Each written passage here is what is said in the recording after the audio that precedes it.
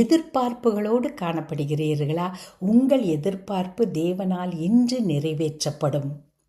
என் ஆத்துமாவே தேவனையே நோக்கி அமர்ந்திரு, நான் நம்புகிறது அவராலே வரும்.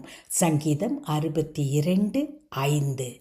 இந்த வார்த்தையானது, இந்த ஸ்டேட்மெண்ட் மிக மிக அழுத்தமான நிலையில் இருக்கிற ஒருவருக்காகவே எழுதப்பட்டதாக காணப்படுகிறது. பலவிதமான சூழ்நிலைகளில் நாம் பயந்து காணப்படலாம். பல சவால்கள் நம்மை எதிர்நோக்கி நின்று கொண்டிருக்கலாம். இப்படிப்பட்ட சமயத்தில் தாவீது செய்தது போலவே நாமும் செய்வோம். தாவீது என்ன செய்தார்? தன்னுடைய ஆத்மாவோடு தானே பேசினார். என் ஆத்மாவே நீ தேவனை நோக்கி அமர்ந்திரு, நான் நம்புகிறது அவராலே வரும் என்று சொன்னார். நாமும் நம்முடைய ஆத்மாவை பார்த்து பேச கடவோம். அதாவது நம்முடைய உள்ளான மனிதனிடத்தில் பேசுவோம். நான் நம்புகிறது என் தேவனாலே நிச்சயமாய் எனக்கு நிறைவேற்றப்படும். திரும்ப திரும்ப இதை சொல்லிக் கொள்ளுங்கள்.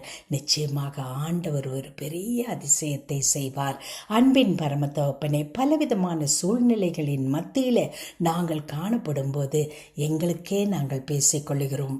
எங்கள் உள்ளான மனிதனை பார்த்து தேவனை நோக்கி காத்து கொண்டிருக்கிறேன், அது நிச்சயமாய் எனக்கு நிறைவேற்றப்படும் என்று விசுவாசத்தோடு சொல்வோமாக.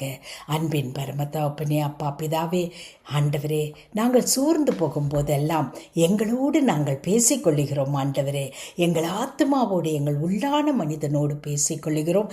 நாங்கள் நம்புகிறது நிச்சயமாய் உம்மால் எங்களுக்கு இன்று தரப்படும். ஆமேன். இயேசு கிறிஸ்துவின் மூலமே ஆமேன்.